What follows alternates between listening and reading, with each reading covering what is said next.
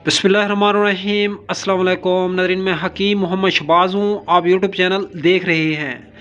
नाज़रीन, वो कौन सी दवा है इस ज़मीन पर जिसके बारे नबी पाक सल्लल्लाहु अलैहि वसल्लम ने इरशाद फरमाया, ये तकदीरी मौत के अलावा हर मर्ज़ का इलाज है। तो नाज़रीन, वो किलवंजी है।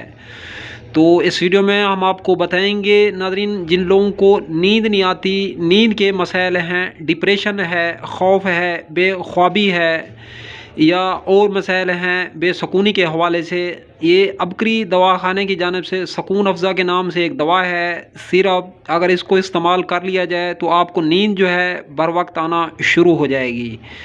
शाम के वक्त सोते हुए वो मरीज़ जिसको नींद नहीं आती, सर में तेल ज़रूर डाले, हाथ और पाँव की हथेलियों का भी मिसाज करे। तो नाज़रीन, उससे इसका जो मसला है नींद ना आने का, ये आसानी से हल हो जाएगा।